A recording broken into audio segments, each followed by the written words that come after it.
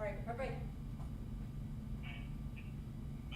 Sorry about that, they didn't have me set up and, Oh, that's all right. I was thinking the meeting was at 5, but I see it's at 5:15, so I'm here. yeah, we moved it to 5:15 because Carrie was already late, but last Oh. month was her last meeting, so Oh, okay. if you guys wanna change the time, you're welcome to, whatever works best for you guys. Unless it's like 7 or 8, then I'm gonna be like, wait a minute. Yeah, no, 7 or 8 would not be preferable. I don't think it might be to anybody. I usually like after 5 to give the public a chance to Oh, yeah, be yep, here. that's true. Yep. But nobody ever, rarely does anybody come, so I wouldn't be opposed to a 4 o'clock start time if you guys wanted to.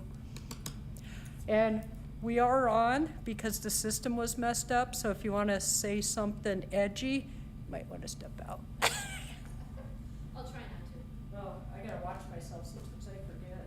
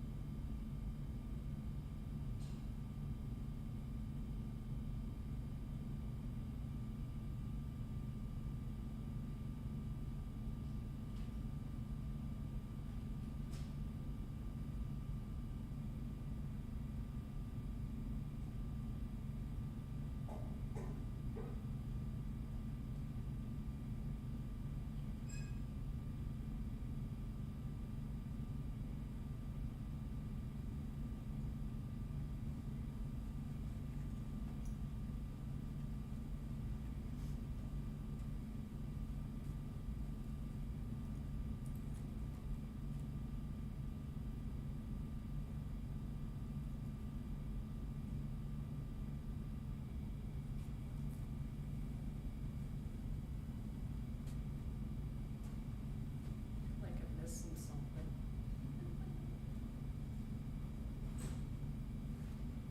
Probably not. Probably not, I come down too early thinking it's gonna take longer than it does. and-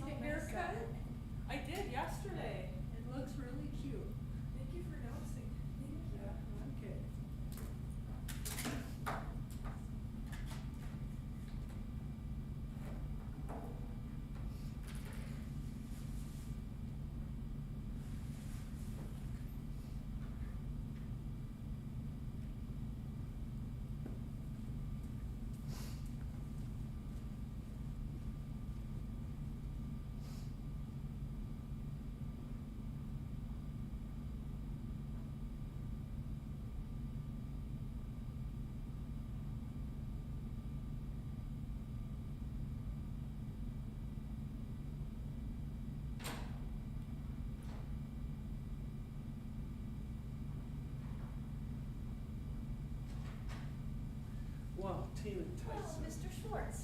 How are you? I'm good. How are Look you? at us on a, Huh? look at us on a committee Yeah, again I together. know. I Look saw this, your name on there, I'm like, oh, I'm just having so many memories. I know that guy. Somebody that I know. Hey, how are you? So, just left a house that had a golden lab that slobbered all over me and I've got black Was pants the on. lab loose in that? Oh, yeah. Oh, was it cellared or Yeah. something? Cellar's Brooke, right. I don't know why, but Angie put you over here. I'm over there. All right, I'll go I over just- there. I just followed the seating chart that Angie does, No, kind of everybody in the middle here, so. Welcome back. Yep. Okay. I came on and took your spot when you went off. Did you? I was kinda like, oh, once a month, and then it's kinda like, oh, crap, I have so much other stuff to do this month. I know. Too late. I know, it's like somebody asked me to show them something at 5, I said, no, I can't at 5, and they said, well, can you do it at 4, and I'm like, okay. And then my son had a hitting lesson scheduled at 4, and I usually go along with, even though he's 17, because I like to hear what the coach is telling him, so that I can repeat it to him, since he doesn't like to listen to anybody. You know, 17-year-olds. Is that the last one in your house? Yes. Good for Yes. you. Jeff is counting down the days, I am already sad. But, I'd be counting days. yes, Yeah. well, my husband points out the fact that the oldest is 32, and so he's like, I'm ready to have all of the children gone from the house. I'm like, what? I don't have kids, but I would be willing to date somebody with kids that are at least maybe 16, 17, almost out of the house. Preferably in their 20s and about ready to have grandkids. There you go. Oh yeah, we also have 2 grandkids, so. Yeah, I think I would be an excellent grandparent, but I don't know about being a parent. I understand that. Unfortunately, they kind of go together. but- Yeah. Hello. I would have to leave like 6. Jessica, Six. when I left last night, I pulled it up on my phone, and every time Jeremy was like, well, let's just go ahead and do this, I could just see your soul collapsing a little bit more, cause you were like, I was like, she's gonna be here tomorrow, come on guys, let her go home. It was a long meeting last night. Oh, yeah. Only did go until. We started at 4, and then I think we were done at like 9:30. Oh, my Yeah. God. I think I left at 7-ish. That's long. Yeah. Hi, how's it going? Good. I was talking to Shelley and she was like, after I went through this process of trying to get on council, I was kind of not super sad that I didn't get on. I'm like, yeah. I'm like, the meetings get long, there's a lot of, after she got a little bit of a taste of some of it. Yeah. No joke, that's for sure. I left something for each of you that Aaron Brewster sent us, put together a nice little Robert's rule. We don't get super official here, but it kinda helps like, hey, I feel like I need to interject, this doesn't seem right, it gives you some verbiage, or you could just be like, hey, turn on your light. You could be as formal as you want, or pretty relaxed. Unless you're gonna run for council, it's probably good practice. Todd, is there anything in the units? I can't, I'm a town of Washington guy, Oh. so. I have too many stones.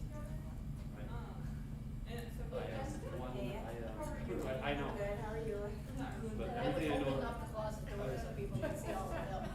Everything I know about Robert's rules you taught me. Well, then, You were president when I was. Just being you. I was I was wondering if Marissa was here.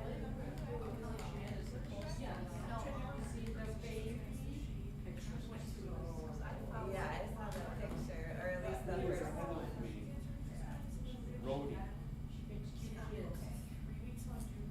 Rhodey, Julie, then me. I feel like a puppy is enough for me. It I'm was good. the one who put on your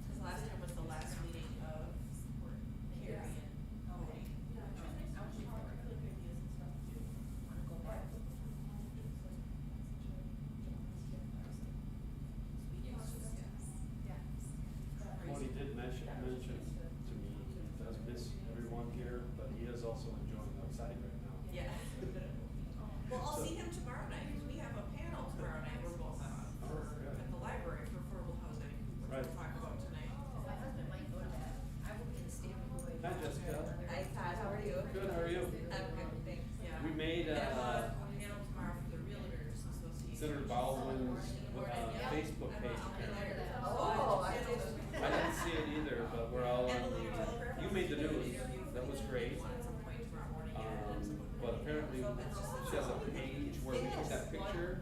Oh, okay, in the front of the house. Yeah, well there. So, and I haven't forgotten about you, I'm still looking into My part is until the, ten. So, loans that's okay. and No, things, but so I don't I'll have to get get. you that information. I actually See. want them at ten. Okay. Um, 9:30. we also have Good one, information, so I do actually want it. similar down That's payment all right. assistance There's program stuff that they do for is the all- Wisconsin Realtor, WR, here in Okay. town, That's great. off of our foundation, board, so I can do that too. Yeah, okay. I'm curious how to kind of put the pieces together, like how Yeah. much is available where. Yeah, I'm curious, so there are a few attempts at it right now, and It's nice outside, so like, we can fly through some of those objectives. my personal opinion, and I think it's a great thing, I don't think, we do a very poor job of advertising this opportunity. Sure. And so we've not, This doesn't look like a lot. it's out there for It the doesn't board, look like a lot. for buyers to utilize it, but we just have not been able to get it in. Are there income limits? Yeah, same as the ones we use. Yeah. So, and the same, with banks, they have the same income limits as well. Okay. And I'll get you that information from another lender, Okay. so. Yeah, sounds good, Ted. It is, but yeah, I forgot you guys last time. Yes. Nicole's still on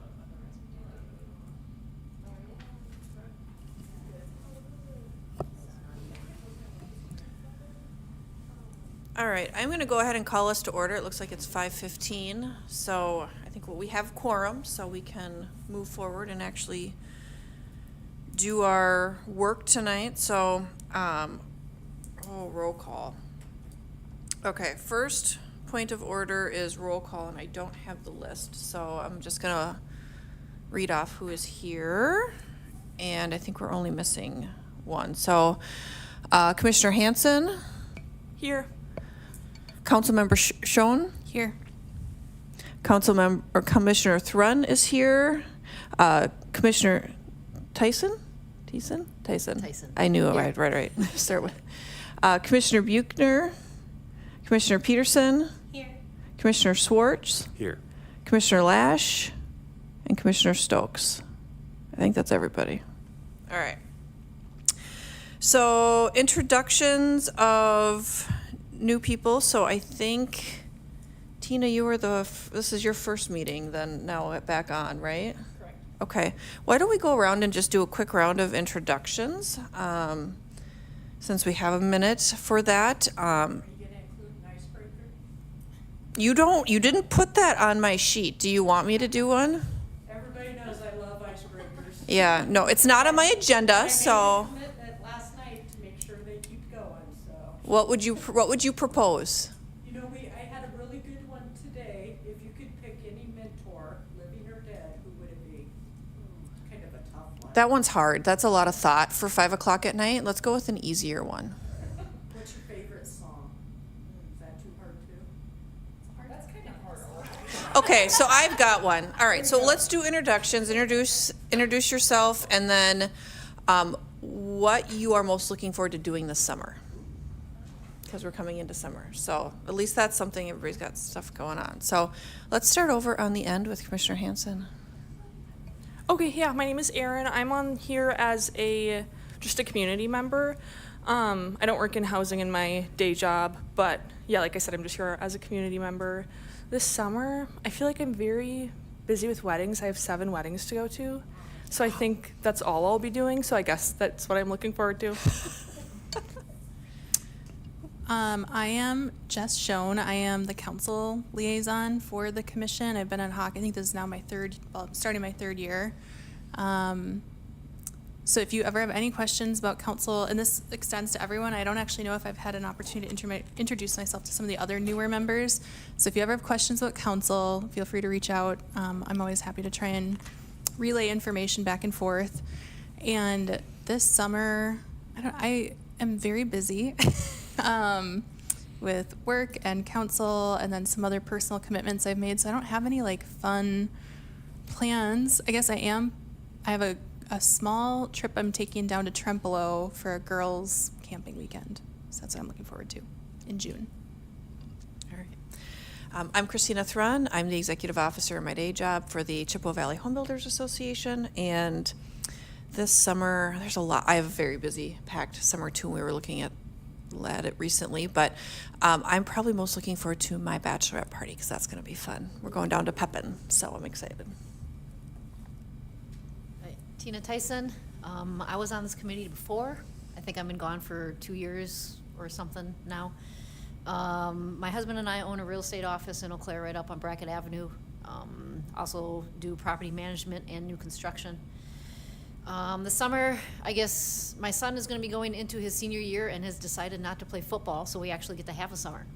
I don't have to worry about when his football practice is and planning stuff around that. And so we'll have some free time to enjoy his last summer still in high school.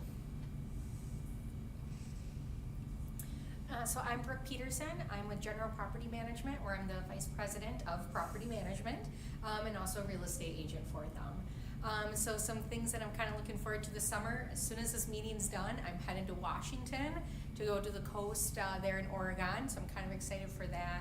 And then September, we have a trip out to Montana for some side-by-siding. So those will be pretty fun. All right, hello everyone, Todd Schwartz. I am same. So, realtor, also own a property management company. So I have 5 children. None of them live, well, now one does live with me again. So, but this summer, looking forward to spending time in Lake Holcomb. That's what we do. So that'll be fun. Hi, I'm Laura Lesh. I'm the Housing Opportunity Coordinator at Home for Good, sometimes also known as the owner of Shift, the coffee shop downtown. And this summer, I'm excited to try to keep my plants alive.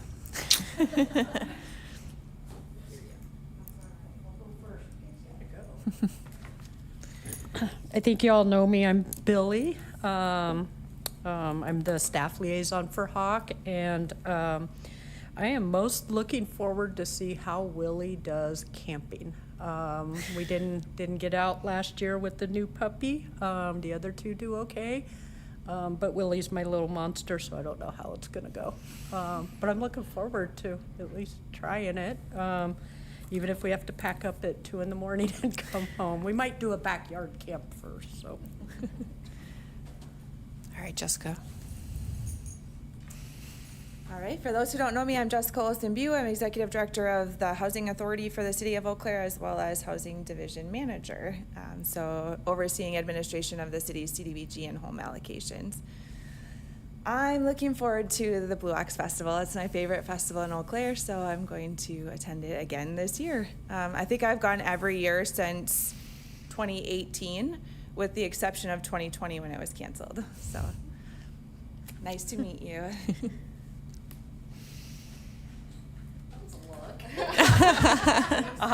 Yeah, thanks. Courtney Sperber, Policy and Systems Division Manager for the Eau Claire City County Health Department, and serve as the Vice Chair of the Dairyland Housing Coalition, which is a coalition of housing providers, primarily those that serve individuals experiencing homelessness. And looking forward to kayaking this summer, getting out on the water. Nice. All right, fantastic. Okay, so the first item on our agenda is we need to elect a chair and vice chair. So I have been arm twisted and am willing to serve as chair unless somebody else would like to. You are more than welcome to speak up and serve as chair. But we do for sure need to have the vice chair seat filled because that was held by Carrie, who is no longer on the commission. So, suggestions or nominations for chair or vice chair? Can I nominate you for chair? You're just so good at it. All right, thoughts on vice chair? I know there's a lot of new people, so but somebody's got to serve. Can you say what it entails? Filling in for me when I'm not here and running the meeting, basically. Mm-hmm. You just have to keep everybody on task is the biggest piece to it, so. We can, I think we have scripts, I don't know Oh, I Or we can make didn't sure read we- it. Yeah, we can make sure we have them available for whoever, so you're not just jumping in there and like, what do, let's say. Or just toss it to Billy every time you don't know what's on the agenda, which is what I do. Absolutely, that's what I'm here for. So, does anybody want to nominate somebody to be vice chair? I'd consider it, but I don't want to step on anyone's toes. Okay, I don't think there's any toes. I don't think so. Very Midwest of you. With some people's longevity here, so I don't want to. No, you're good. Other than, I think me and Aaron are now the longest, maybe, or Laura, I can't even know how long, Laura, you're still fairly newish on too, so it's a fairly young, like, term committee, so. All right, so do we have a motion then? We'll have to have a motion. So moved to nominate Christina as chair and Brooke as vice chair. Okay, do we have a second? Second. All right, any other discussion? All those in favor say aye. Aye. Any opposed? All right, congratulations, Brooke. FYI, you get to run the July meeting. Didn't tell you that before that, but.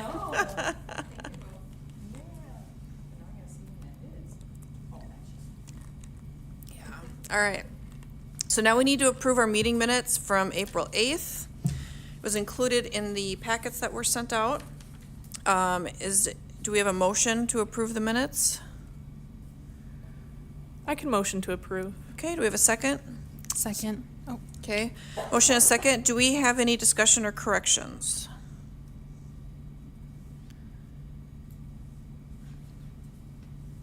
Not seeing any, so all those in favor say aye. aye. Any opposed?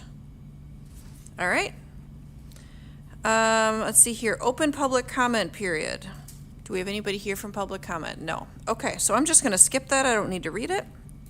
Public hearing, we don't have any public hearings today.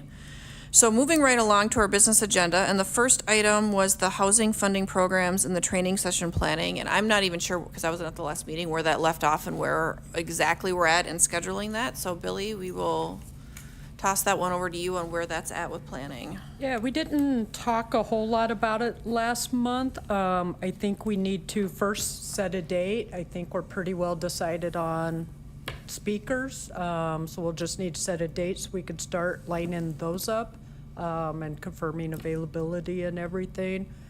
And location, I might recommend the library because we kind of have a little inn there and can usually get priority with reservations, and it's free. Can you say who the desired speakers are? We would have WIDA, so probably Mai, to talk about LIHTC and other programs they have going on.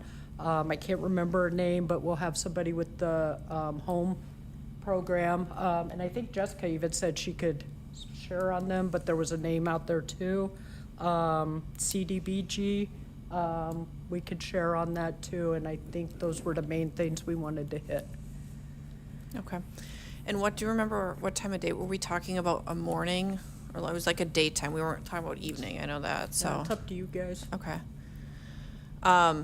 Well, I think part of it is gonna be setting a date. I think we should set a time frame and then connecting with the desired speakers to make sure we pick a date that works for them, especially WIDA, since we're limited on our resources with that one especially.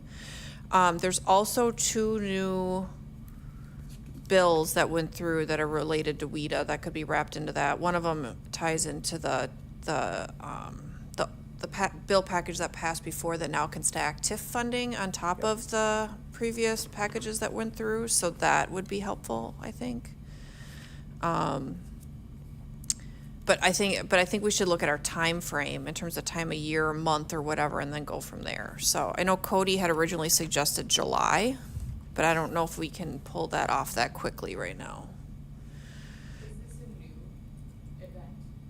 Yes, this is the one that we're planning based on our work plan.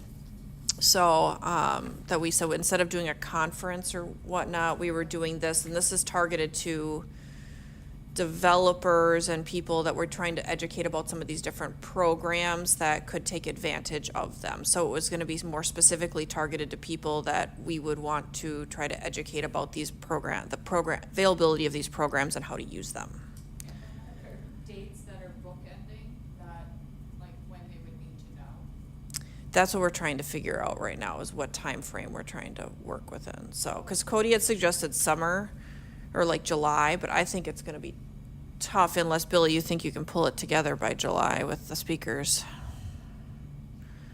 I mean, it's just getting confirmation from them that they can make it. If we do it at the library, that I can set up tomorrow, so, sorry. Apologize. Yeah, I think it's just getting the speakers, making sure they're ready. The library, we can get set up pretty quick. So It's not like our normal conference of bringing in food, all those other steps.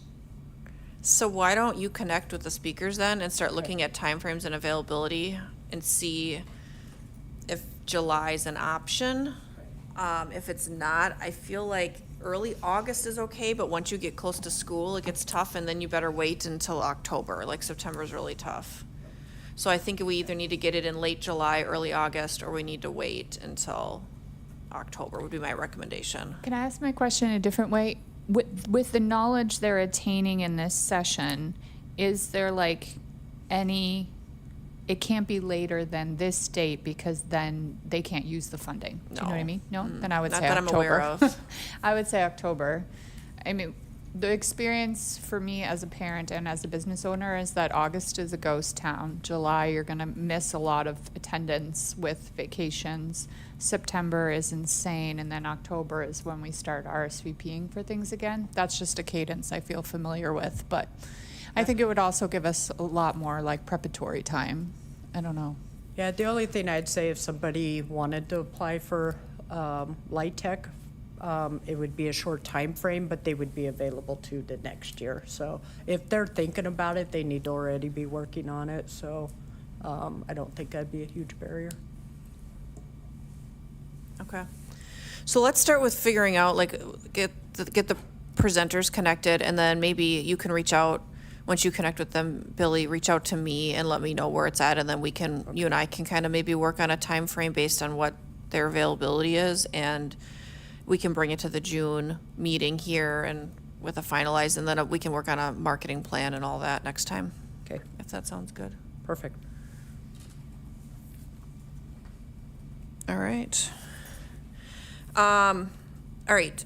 Item B, the housing data discussion. Do you by chance have the work plan up at all by chance? Otherwise, I can. I don't have the work plan up, but the first slide speaks to the objective there you go. that this is Perfect. related to, so.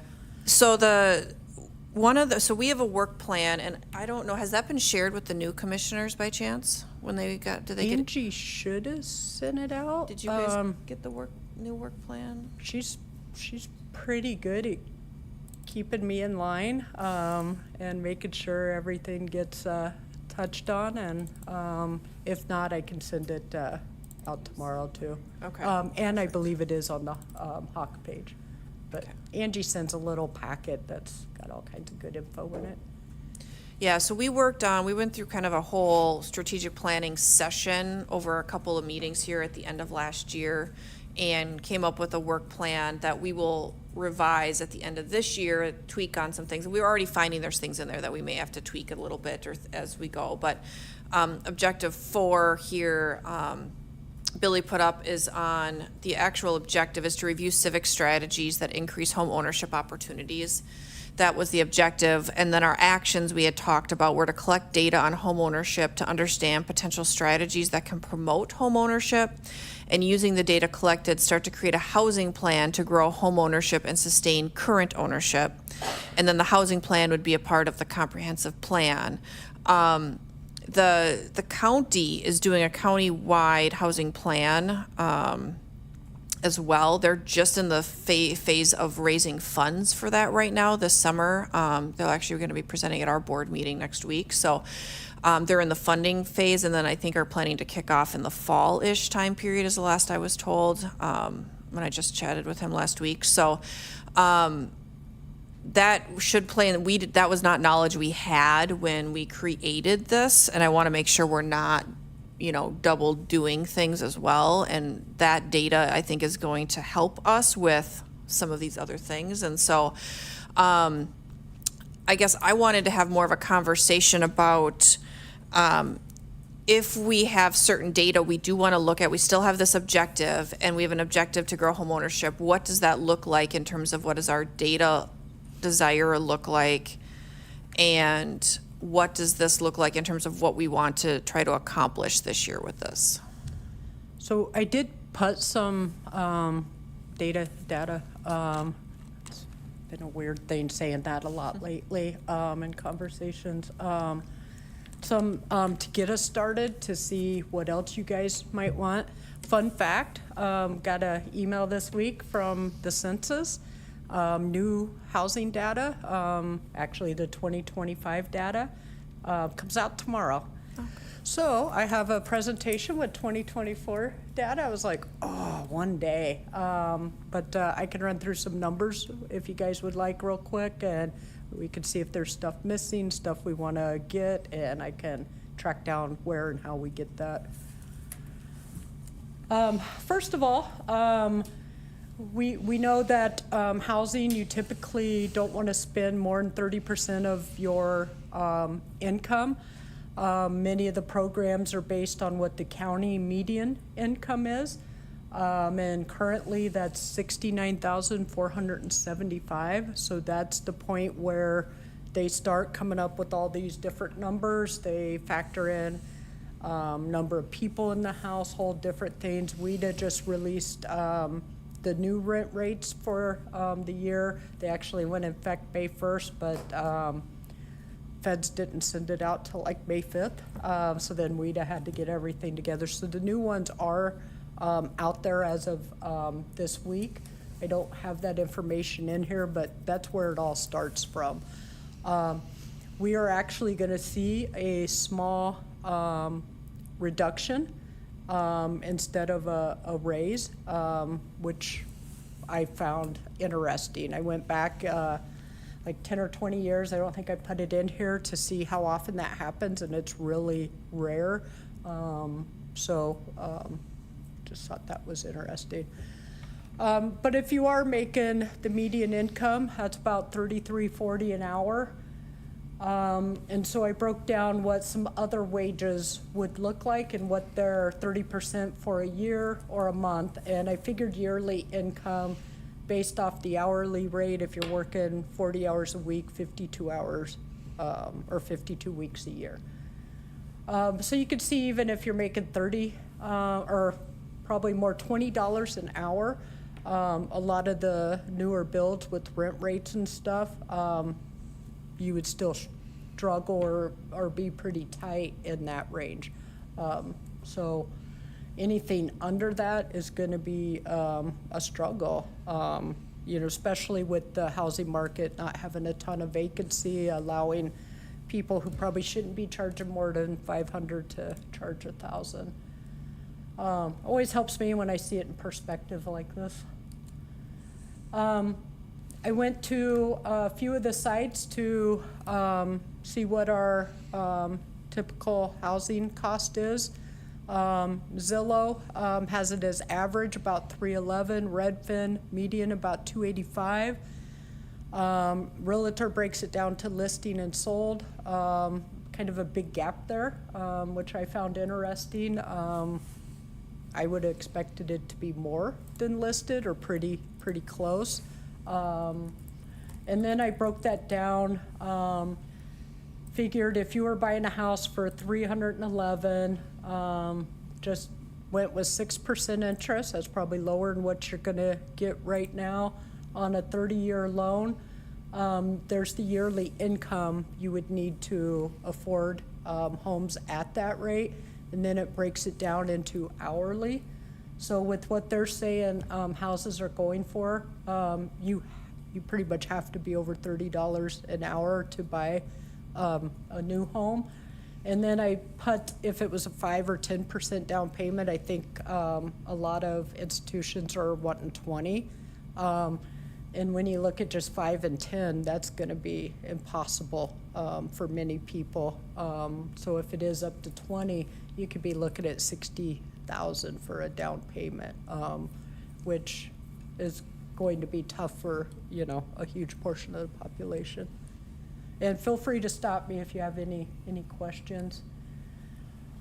Next, I was curious how the households fell in income. The red line is about where our median county income would be.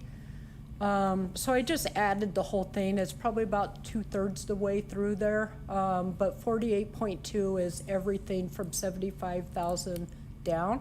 Thought it was really interesting that our highest percentage of households make between 100 and 150 a year, 20%.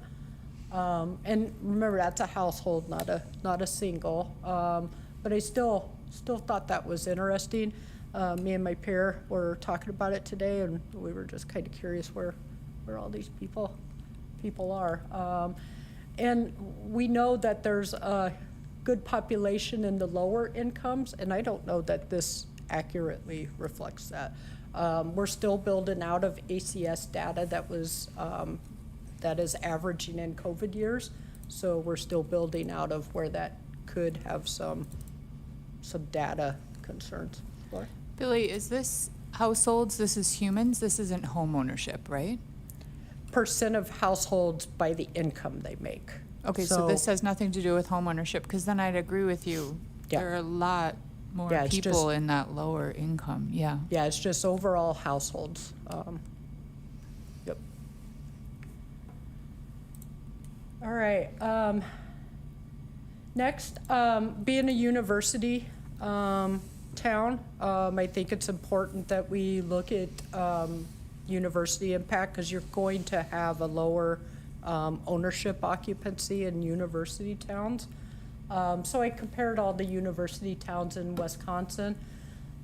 We are a little on the higher side, kind of in the middle, but we're not with the higher ones way lower.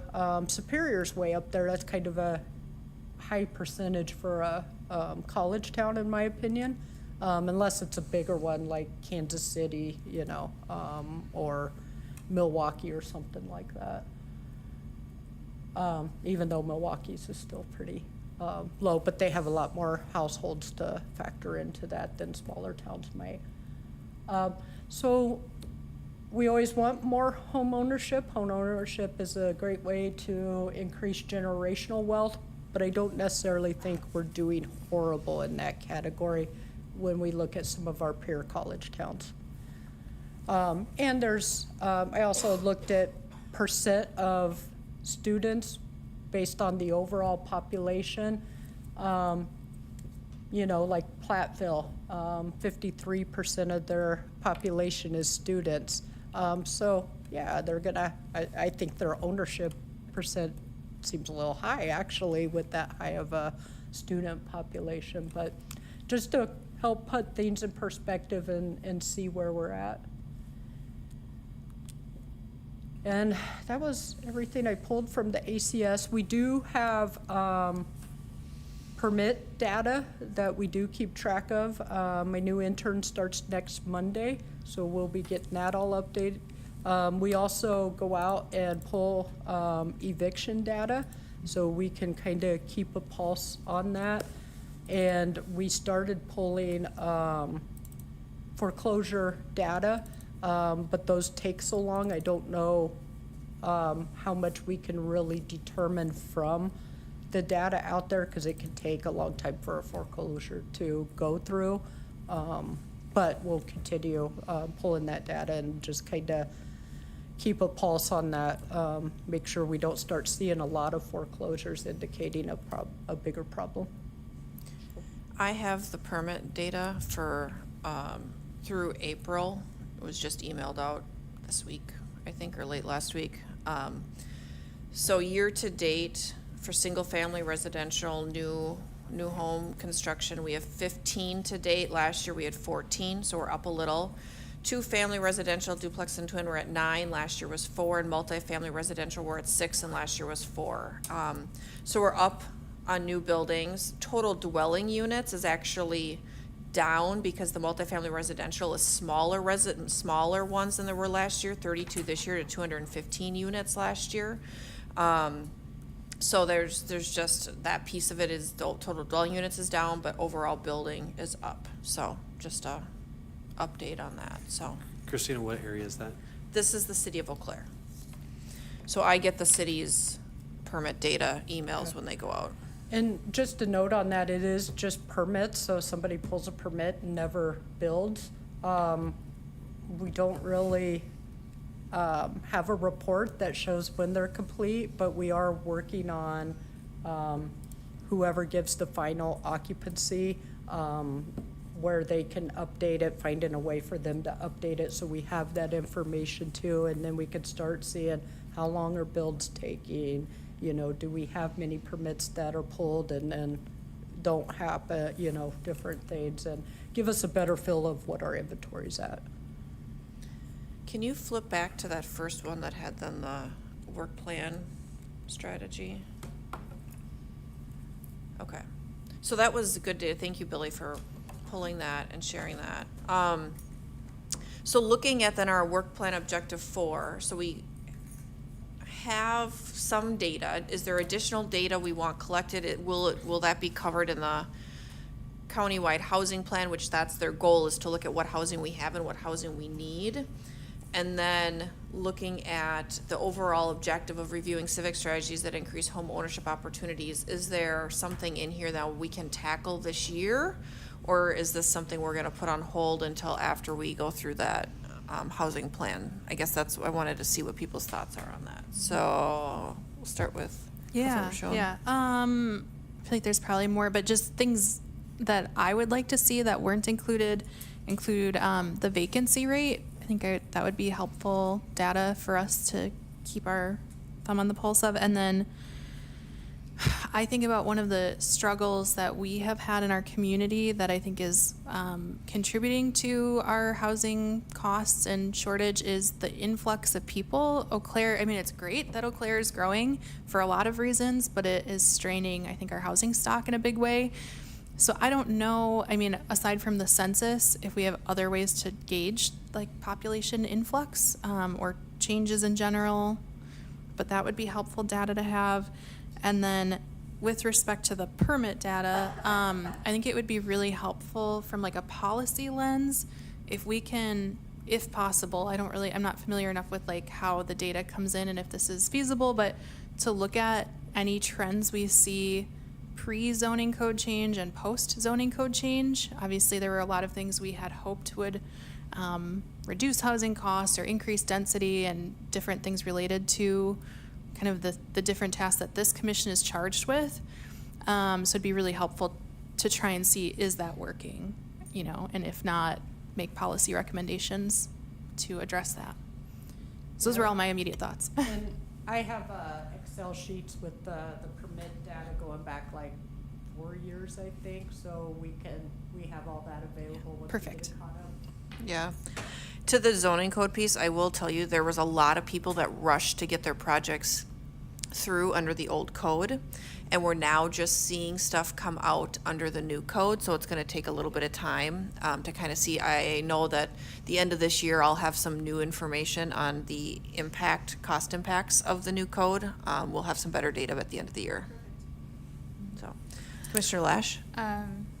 So this is home ownership, so I'm gonna try to keep my brain oriented to that. And then you kind of answered one of my questions, but I think I need more help. The county data collection is gonna be housing we have and housing we need. Yeah. How do you know what housing we need? So let me read off. The plan will identify the types of housing and how much is needed throughout towns and municipalities. It will be a tool that builders can use to focus their efforts on which type of housing they want to build and in which areas of the county. For example, I've been meeting with villages and cities throughout the county, and different communities have different desires as to what they want in housing. So that's That's what I understand. So I heard want and need, so what the municipality wants, but is the need based on like census population, but you don't know that they necessarily want to own, so how does that get, how does that get figured out? I was just gonna say, do you know this, but we could pull up a plan, like St. Croix, we could pull up their plan or something if we wanna show them what it'll look like, but I don't have that available. And I'll send that out to you. They'll do a bunch of different data points. They'll probably do surveys with realtors, general public developers, stuff like that, or at least listening sessions. What are people asking for? What are they asking for that we don't have? They'll also look at, we have a lot of single parents, so we need, 2-bedroom or 3-bedroom, but they need to be lower cost, stuff. So they'll look at all the data, incomes, and just kind of look at all that to help determine, do we need more single family? Do we need more townhomes? Do we need a mix of everything? Probably a mix of everything, but what price ranges are we missing in? Do we need housing in that because we're pushing down? So, so they'll look at all of that to help determine what the needs are in the community. It'll be similar to the one the city had done here, which is now probably, the data is probably almost getting to be 5 years old now anyways. So this data I'm anticipating to have a little bit of a change, but it's a county-wide plan versus just a city plan. So it's gonna look at the whole broad region. Yeah, and it will have small snapshots of like Eau Claire, other larger communities in the county. But being we're doing our comp plan, we're not going to do like an additional deep dive for the city. We had talked about it, but we're already paying for that in our comp plan, so we didn't see paying for it again to do it in a separate plan again. So I appreciate what you said because it helps me understand, but then I have more questions such as like, so the survey you said like a snapshot of who is approaching homeownership but doesn't find what they need. That person asked for homeownership because they thought it might be possible or they're ready for it. Then there's other people, that are renters for life or don't imagine they could ever own a home. And so that's like this lower income bracket, I think, that wouldn't show up in survey. So I get delighted by what you said because the people who are asking, might move out of the starter home up to the bigger home if it's available, which it doesn't seem like there's a lot available. People are kind of stuck right now. Yep.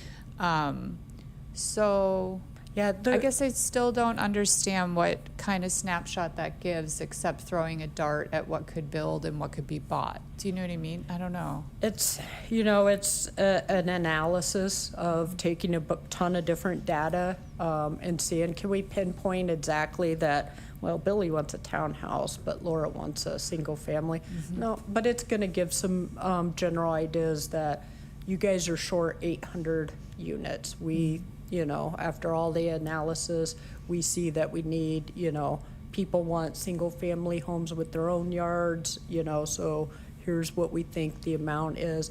Some of the younger generations, they don't want to spend their weekend keeping up a yard and stuff, so they might see the need for townhomes or more, things like that. So they'll do it pretty extensive. And they should be bringing in people to include in focus groups and stuff that would fall into those categories. How do we get you guys into housing? What do you guys need? What's missing? Do you even want to own housing? So the survey that you spoke of, is it these three that would be surveyed? They're asked what people are asking for, those that work in real estate?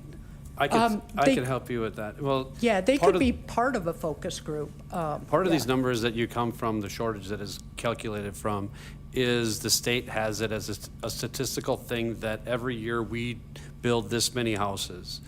And it's been a history that has been done forever. And then through the market crash of 2008, 2009, the slowing and the stopping of the new construction, that gap is basically what they're trying to overcome, and how to get past that. That's what they're trying to figure out. It's just a statistic of our past history, what we didn't do for 3-4 years, and how do we overcome that? We're still trying to overcome it. Basically, that's what it is. I used to have numbers on how many houses we were actually short. from that time frame, because builders stopped building. It crashed, there was a lot of houses, I don't know, were you in the Home Builders Association back then? Right after. Okay, So- yeah, there's a lot of builders that went bankrupt, they went out of business, some houses were partially done, they couldn't sell them. And yeah, so I mean, we basically had a 10-year period in which houses were not built. So we have a 10-year shortage in new construction. And it's been hard to make it up because of rising materials of new construction. And also the rising, honestly, the rising amount, how much permits have gone up. I mean, I had numbers on that a couple of years ago, but you know, when my husband pulls a permit for a new house and the cost of it now compared to 3 years ago has like tripled. And that, of course, gets passed along to the consumer because it has to be. But yeah, I mean, all of that adds up. And yeah, there, you can't make up for 10 years of new construction in a couple of years. It's gonna take decades, quite honestly, so. Yeah, and I don't know why I didn't think about it. I have another housing presentation that I recently updated for Jessica, where I do go back and sit before 2008, and we're like, okay, here's where we were, housing level. I don't know how short or over we were at that point, but I could take and add populations and how many housing we have added to see where we're at, and we do have a significant shortage still. And I can send that out. I updated it, I think it was earlier this year or late last year. I was just gonna say that combined with the fact that we do still have aging stock that has to go offline throughout the years, and we are the second fastest growing city in the state, all combines to more of a housing shortage here than some other communities have, so. And from that other presentation, I don't know why I didn't just update it. A lot of our aging stock doesn't leave. We don't tear a lot down here. If you look at it over the years, you just see new stuff getting more, but you don't see reductions in a little bit. But yeah, we keep a lot of our housing here, which I thought was interesting. Or it's But replaced. I'll update that, send it out to you guys. All right, I Commissioner think Lish? what's been, sorry, I drank a lot of caffeine today. I think what's been helpful that you've explained is maybe people who are ready for home ownership or new building that might be happening to fill the gaps of those that want to own new homes.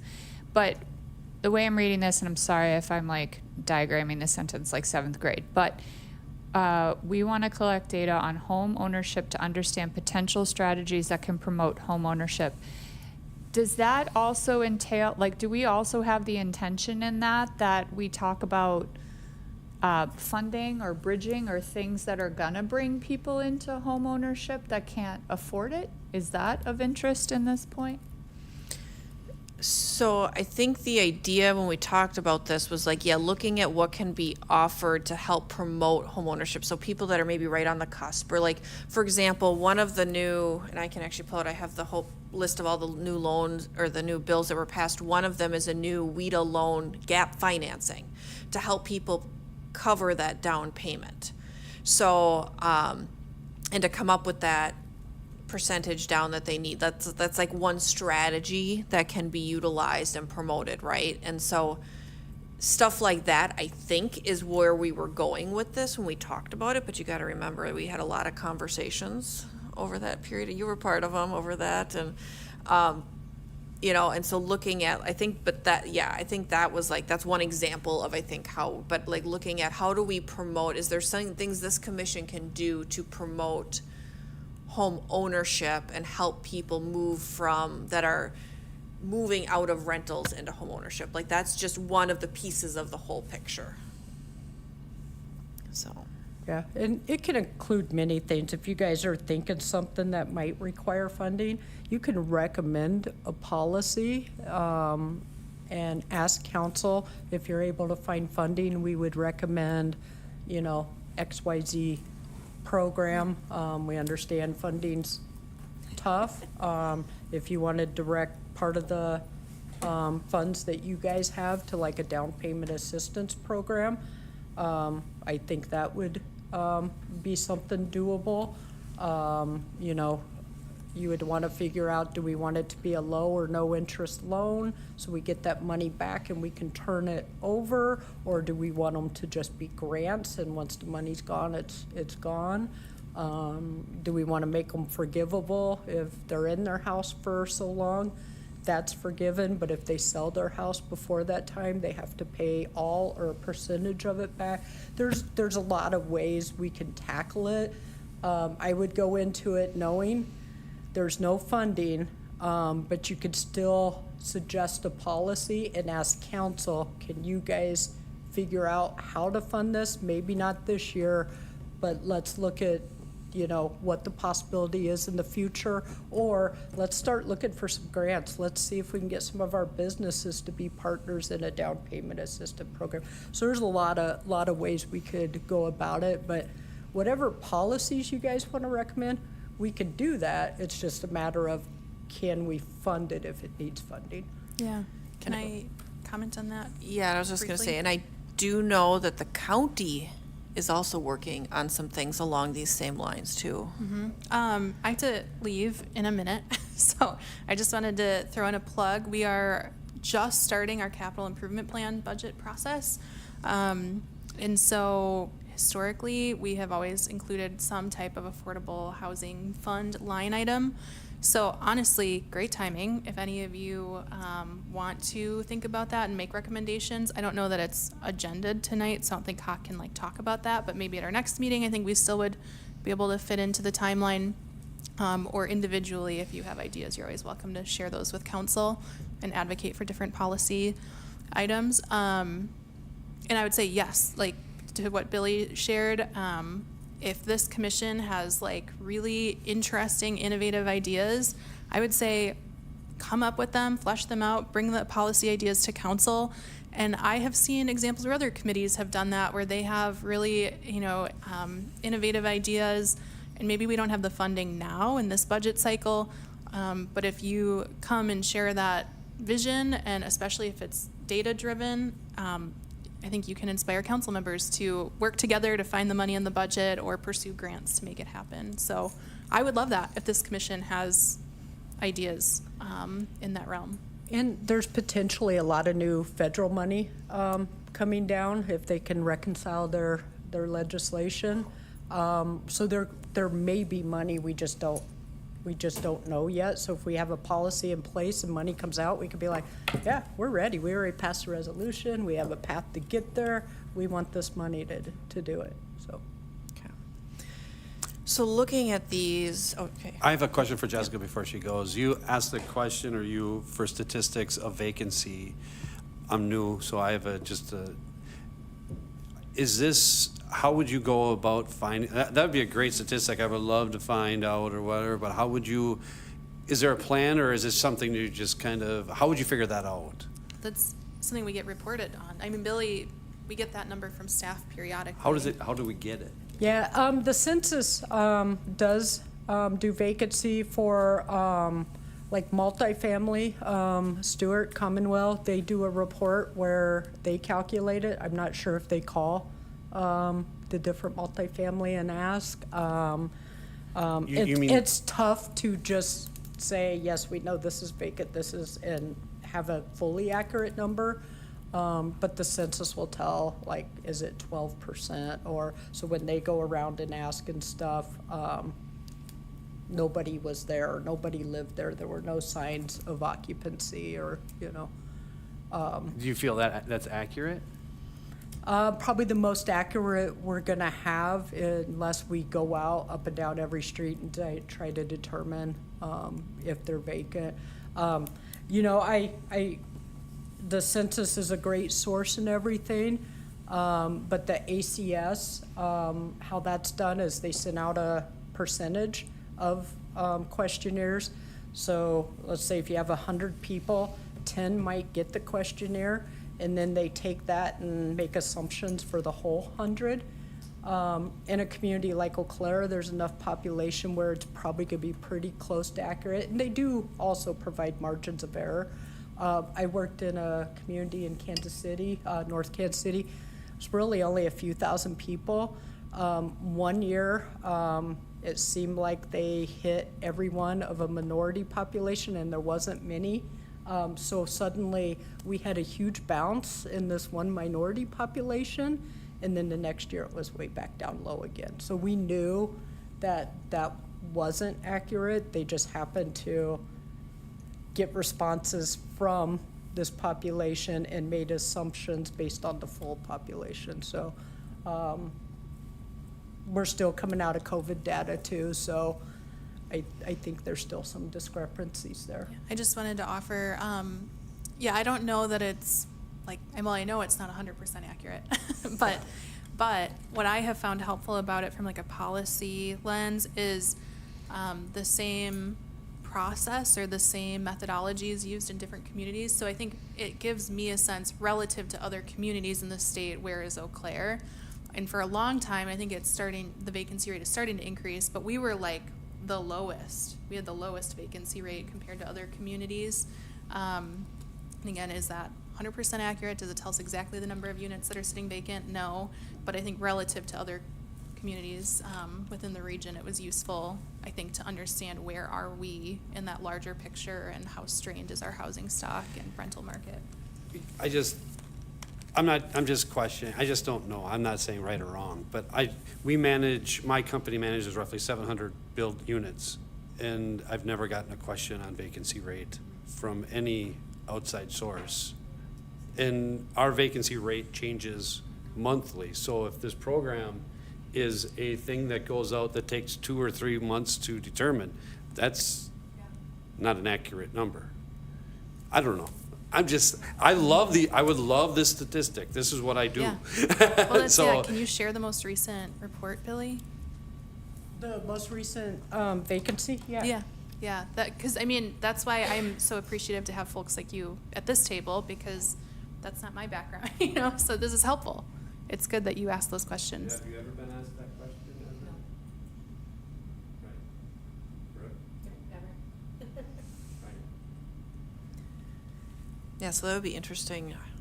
That's a good question as to how do we get true vacancy rates then for, I mean, everything is done on a statistic basis. You ask enough people and you form that opinion. I would think the simplest part would be to call to the top 20 people who manage properties and get a statistic. And it would pretty much be accurate. I don't know how, maybe that's what they're doing. I don't know. But if they're going to developments or whatever, that's how it was found, that seems, but everything changes daily for sure, but monthly minimally. And if that program takes more than a month to determine, it's old data. well, they only do it once a year, so it's just an annual. Well, how long is it determined Yeah, to figure it out? so she, Yeah, it's a snapshot in time. And then the ACS averages 5 year, well, there's a 5 year and a 1 year.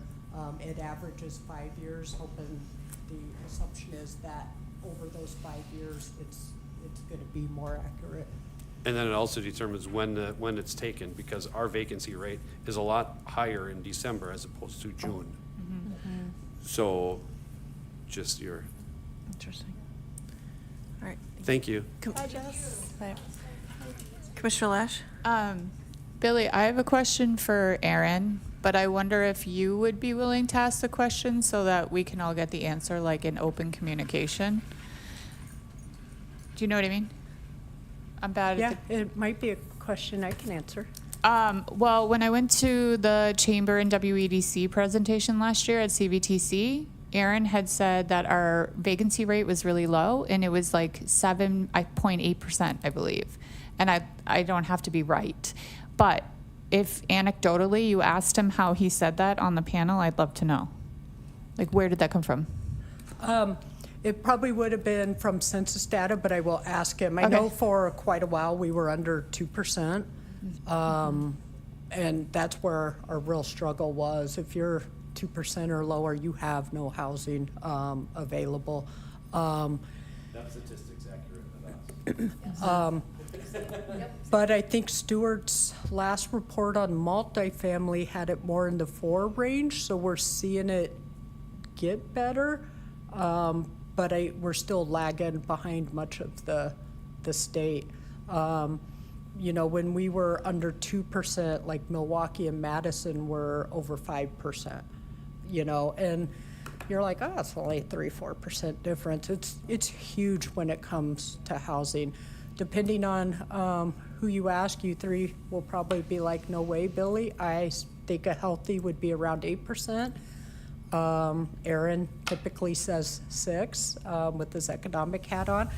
I know you guys probably like the 2%. Yeah. You know, I know some of our complexes, we had one who told us they're only about 70% full. And I was like, wow, let me introduce you to some people. And then somebody's like, well, that's pretty good. Why are they upset about that? And I'm like, really? 70% is good? I don't own units. I don't know, you know, as turnover happens, if that is, you know. But I sent people to them. I'm like, hey, they said they had a vacancy. Give them a call. So, and it can depend on the place. You know, some could be 100%, and as soon as somebody moves in, there's a truck pulling in to unload. Others could, you know, barely get people in just due to location, amenities, just a variety of things. Rent higher than, you know, most, just. Commissioner Peterson? Yes, I just wanted to bring up that I find it interesting. I'd be curious to see what the vacancy rate is, and specifically now because you had mentioned that we're the second fastest growing city in the state, and so if we are really growing, I would expect the vacancy rate to be lower than other cities. So be interested to see it. And I will say, I've heard too, just anecdotally from our developers, multi-property owners, et cetera, that it seems to be the higher end rentals are starting to see more openings than the ones that are a little more affordable, because there's more coming on the market right now. So I've heard that that's where the openings are tending to be on the vacancy rate, so. That, and I think maybe the university area housing, since the colleges now require them to stay in dorms longer, and there's just such a big variety, so. So, and I think Billy's looking to pull up the data that she can find, so. Yeah, I have the 1 year, which is just gonna, 2024 1 year, which just could be a snapshot of the people they surveyed. I can go and find the 5 year. But occupied, we had, sorry, I have horrible eyes, about 33,000 vacant, about 800, and then you can see the margin of error that they factor based on we're making these assumptions. Based on these assumptions, we could be off 528 vacant units. Out of 700. Yeah. So Out that's of over very 33 reliable data households. then, if that's the margin of Yeah. error. Holy cow. So we know we have between 200 and 1,300 vacancies. That's when a you factor in lot. that margin of error. Okay. Well, all right, so moving us forward a little bit in this conversation. So the vacancy rate is great data, but I'm not, like, when we're looking at home ownership piece of it, like, that's just one piece of that overall home ownership piece that we're trying to increase. And so I guess looking at this, when we look at our specific actions, looking at that, using data to start creating a housing plan to try to promote and home ownership, sustain current ownership, and how do we do that as a commission was our goal, is to create some sort of strategies or plan to help us do that. Are we, I guess I'm gonna come back to, are we at a point right now where we feel like we need, what specific data we need to create that, or do we wanna put that on hold until after we see the county-wide housing study completed and kind of push this down the road a little bit? Or what are people feeling in terms of actually accomplishing those actions? Or is there something different we want to do? Because like the objective is to review civic strategies that increase home ownership opportunities. Maybe the specific action needs to be changed so that it's not create a housing plan, or rather like maybe we have a conversation about one little thing that we can actually tackle and do, right? So like maybe it's like, let's come up with one thing we could do in the next year to help promote this that might be a little more attainable, because my personal feeling is that it doesn't pay for us to create a plan when we have a comprehensive plan coming out with the city and a countywide housing plan being worked on, that I feel like though we would take that data to help us, but there might be smaller things we could do in the meantime. So. And I could pull together a bunch of data too to help you guys form those opinions. Just so you know, the housing plan's probably gonna take a year. So if it's not starting until fall, it's probably gonna be fall 27. Comprehensive plan will take at least a year. So we're looking probably well into 27, if not 28, before those are complete.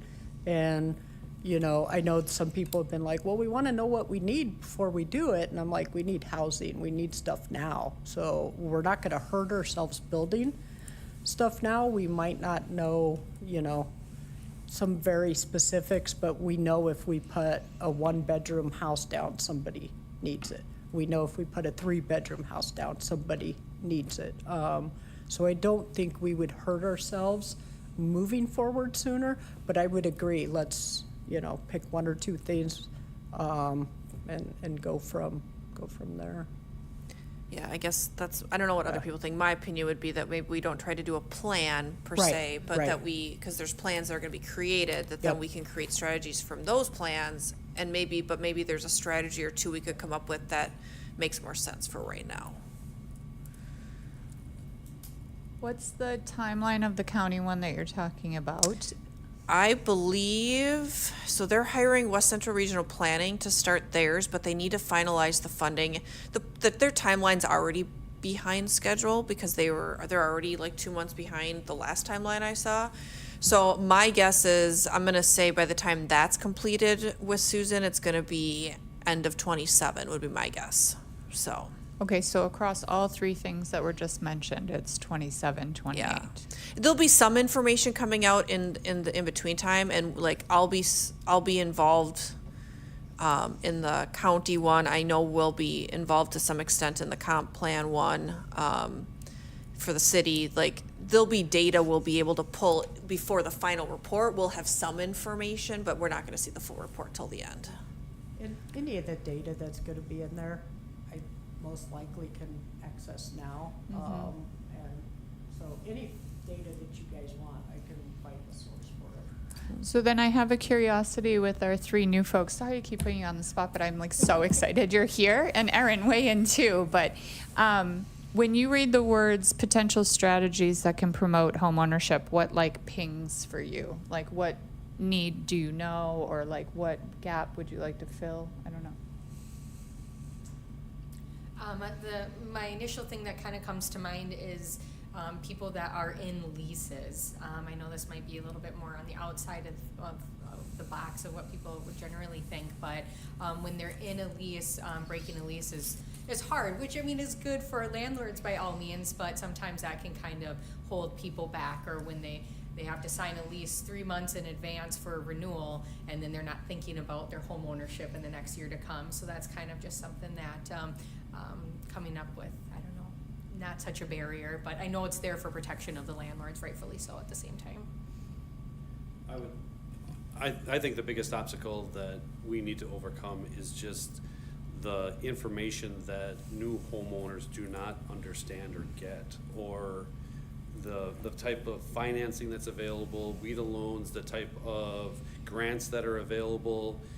I work with Jessica with homeownership, and it's the greatest program there is, but getting people into the program is a hard program. It's hard, and you would think, boy, we'd have 20 people lined up for this, and it's just difficult. So getting this information out.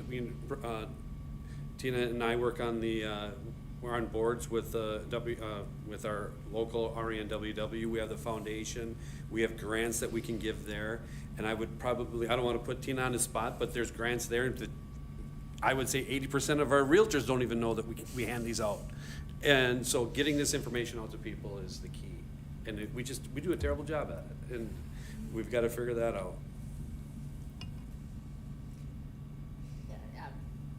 There's so many things. I mean, promoting home ownership, I mean, I think we try to do it as much as we can, but even from a WIDA loan, there's not a lot of lenders that will do WIDA loans because they are complicated and they are hard for them to do. And there's a lot of hoops to jump through and a lot of red tape that goes along with them. I mean, I love the WIDA loan.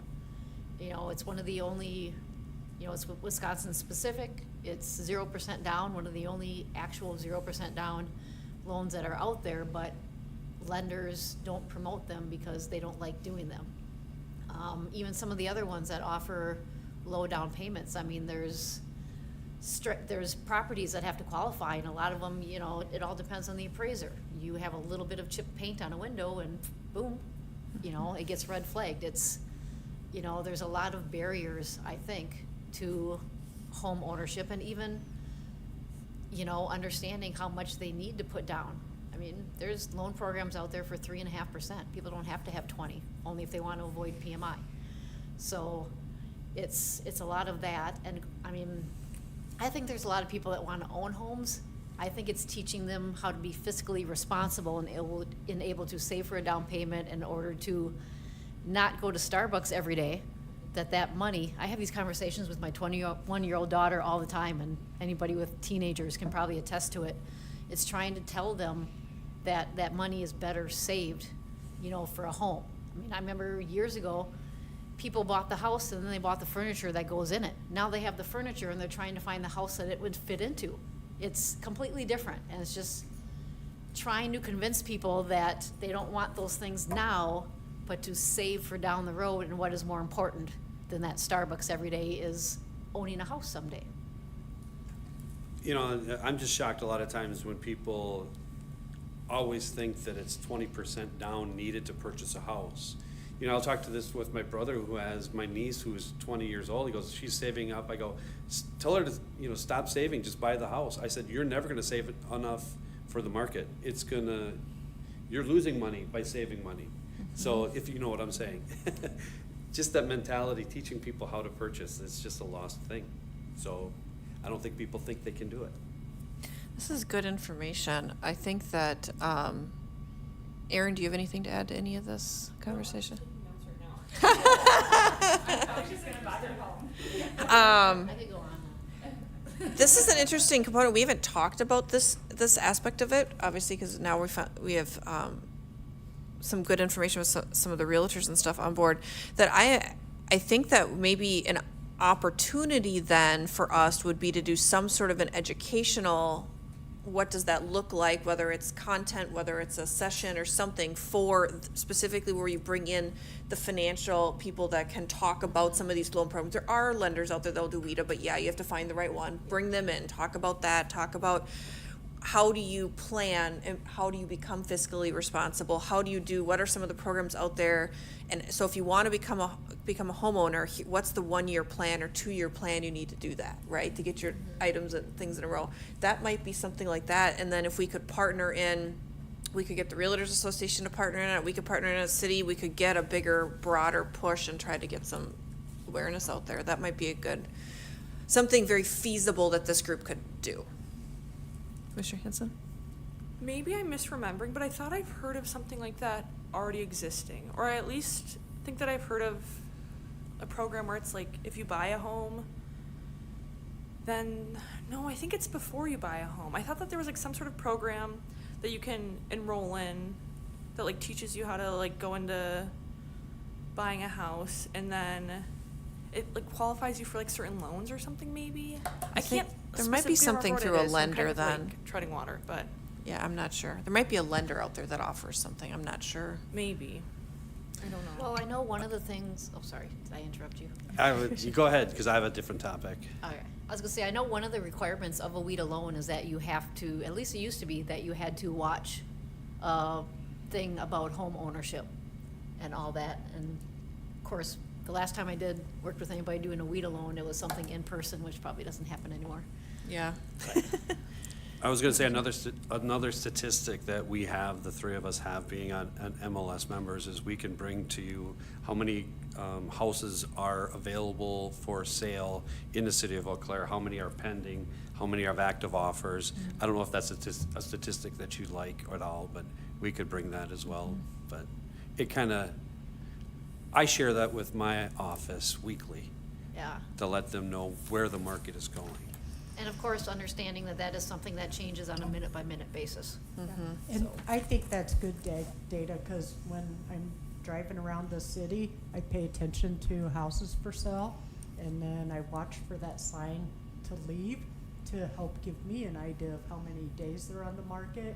And, you know, you can see differences in seasons and stuff, but that's kind of how I do it. But yeah, I think all this is valuable information.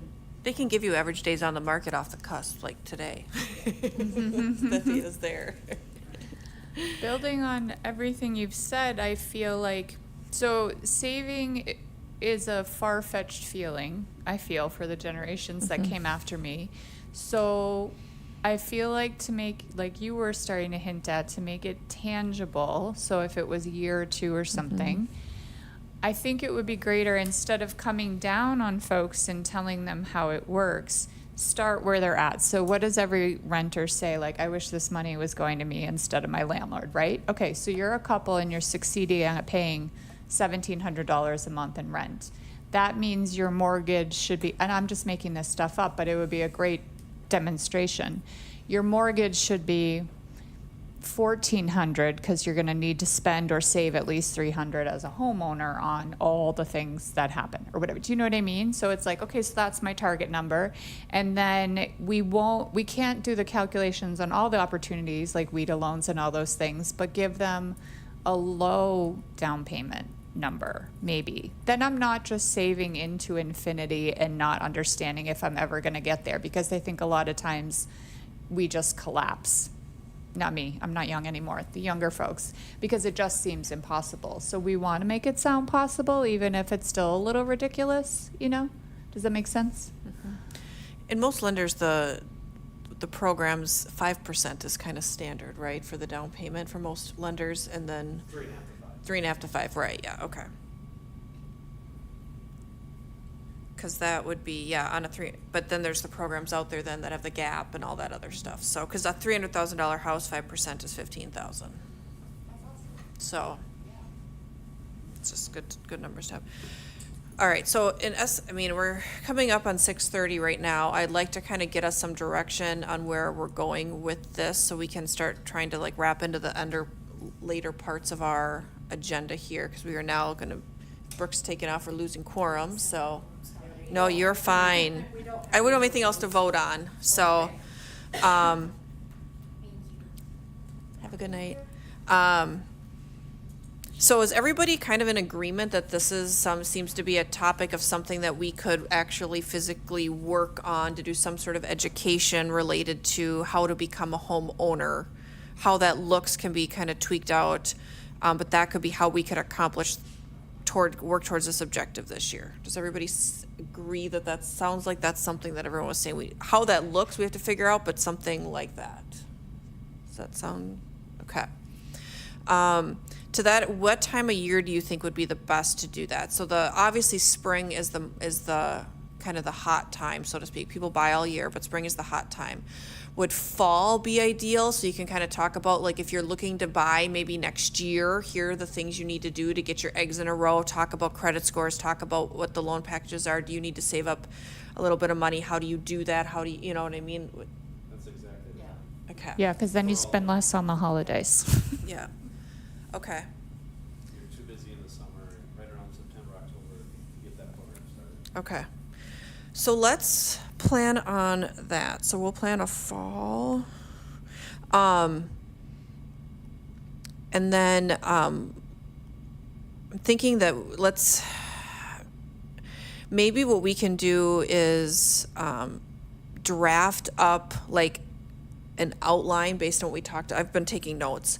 Kind of maybe I can draft up an outline of what we've been talking about that we can look at our next meeting and like kind of talk and then figure out who would be the best to present, and we can fine tune it. That gives us a working document to look at versus just talking, and then we can kind of fine tune that in.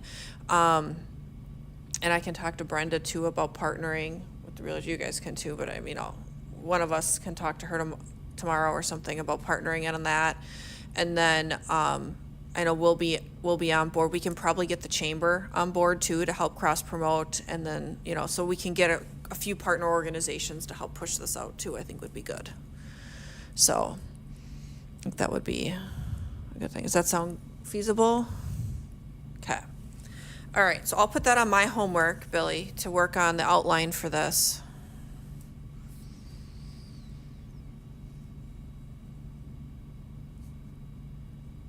I'll talk, and we'll talk to Brenda and Ian in the chamber.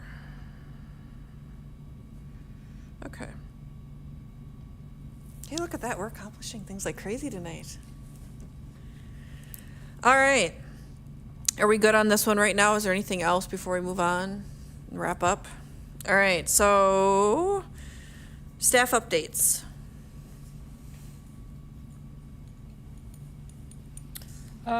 For housing project updates, we don't have anything. We're gonna start seeing a lot done.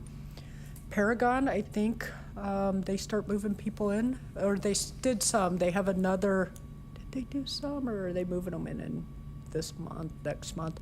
But they have their different phases, and then I think their third one, they said later, or their last one later this year. So I believe that's total of 300 units-ish coming online. So other than that, we did take a public participation plan for the excess land project to council.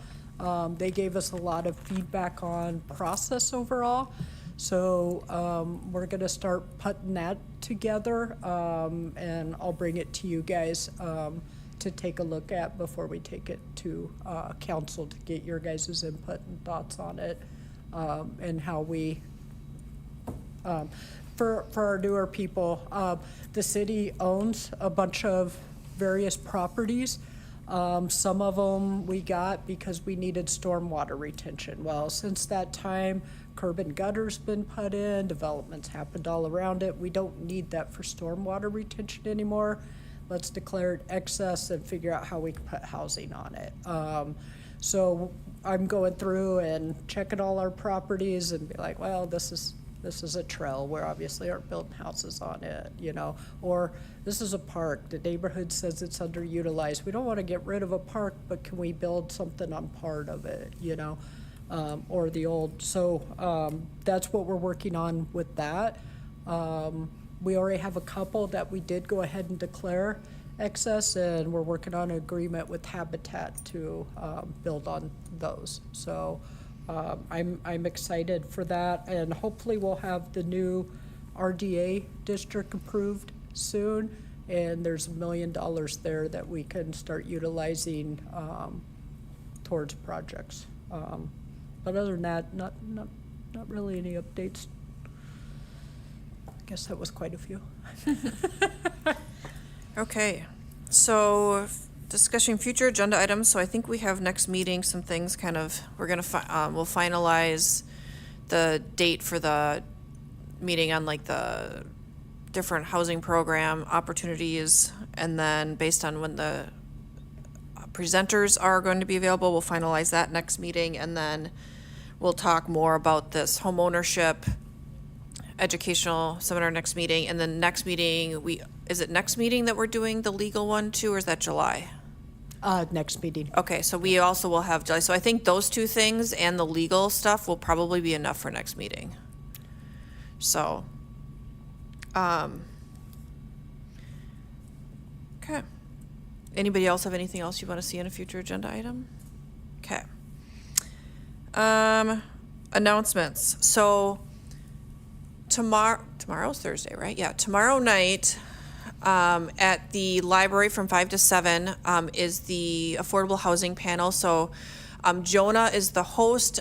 We are partnering as the Chippewa Valley Home Builders Association. We are going to be live streaming it on our Facebook. So if you are not able to attend in person, you can watch it live on our Facebook page as well from 5 to 7. I have a staff member coming just for the sole purpose of doing that tomorrow night.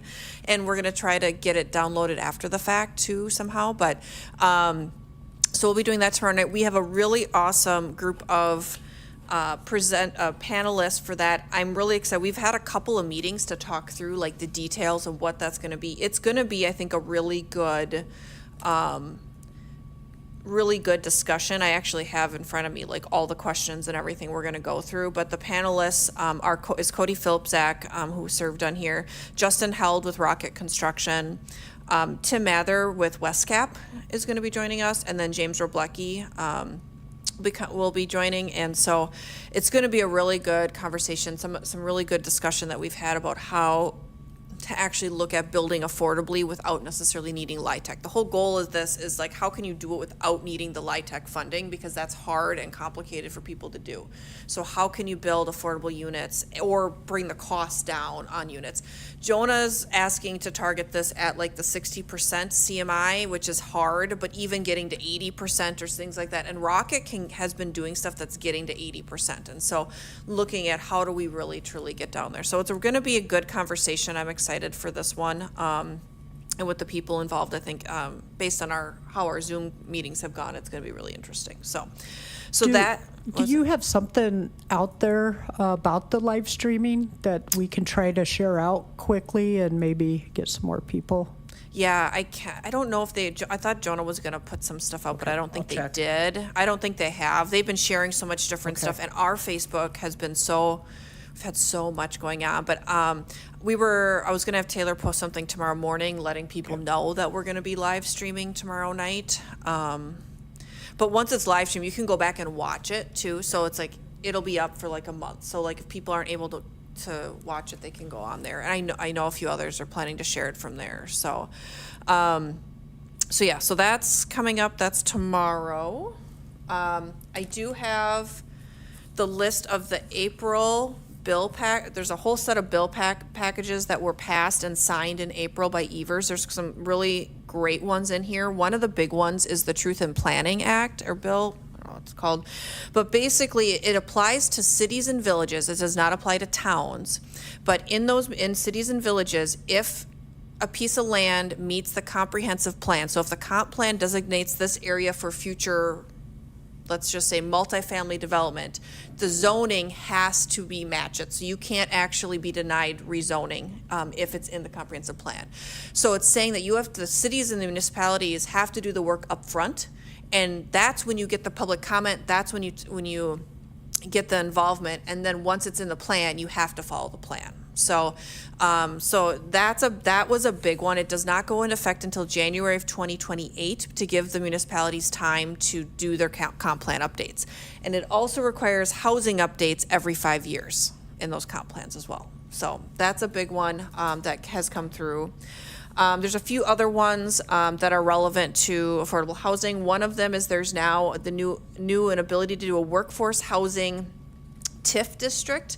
And that's specifically for small lots and smaller homes. Like the homes, it's 7,500 square foot lots, homes no bigger than 1,500 square feet on the main level, or 2,000 if it's 2-story homes, would now qualify to be able to do a workforce housing tax incremental district to be able to help pay for the infrastructure in that. So trying to get more of the urban, it's really focused on getting that urban development on smaller lots. So that's a new housing tool that can be used across Wisconsin. We talked about WIDA, but they've added the WIDA housing loan programs can now stack with TIF, where before they couldn't. It was one or the other. So now you can stack the previous ones for development, or there was some like redevelopment in downtowns and things like that. That can all now be stacked with TIF. There's a new neighborhood improvement district that can be utilized by local governments to help fund housing infrastructure as well. That was passed and signed. I know we talked about that in our, that was one of the items we discussed during our strategic planning session, and that was passed. And then we've been talking about the new workforce housing gap loan that WIDA has as well. So lots of things that happened and were signed in April in Wisconsin. So there's also one on wetland delineation if anybody really wants to get interested in more on the development side, but yeah, those are my announcements. Does anybody else have any other announcements or things to mention? Next meeting, June 10th. We'll see you all then. And then CC We Adapt is having a conference tomorrow on peer support and housing. Tickets are 2 for 1. I know it's kind of late notice, but if you're available, you might want to check that out and see what they're doing for peer support with housing, because it's a huge piece to help our some of our residents get housed and be successful with it. And we still have 2 open seats with Carrie and Cody leaving. What we really need, builder developer, we do have some of that voice with Tina. Finance, and accessibility. I don't think we have those, I know we don't have those voices, but I think they're important. I know when we had the person who, Karen, who knew a lot about accessibility, and not just for disability reasons, she brought a lot of value to the team, so I think that's an important voice. And we need to be aware that when we're doing policy, it fits, everybody as much as possible. So I have been working really, really hard to try and find people, and haven't had a lot of success. So if you guys know anybody that kind of fits in those roles, please send them to the application database or to me. I'm happy to chat with them about the great stuff you guys are doing. When are you like if you were to get applicants, when would be the next time frame that you'd be looking to put somebody on? The appointment committee's next meeting should be, they should be in June. I think they have one this week, but we didn't have any qualified applicants, so. Okay. I'm just thinking, could probably send something out to all the mortgage lenders in town. Yeah, so it'd probably be July before they would start if we had some qualified apps in there. Okay. So. All right. Okay. With that, then, we can't even motion to adjourn because we don't have a quorum. So I'm just going to adjourn us at 6:40 because we don't have. Yeah, we'll just call. And hey, this is the earliest one we've had in a while. I think I was at the last one, but we're before 7 o'clock, so I'm happy. So enjoy the nice weather. Thank you.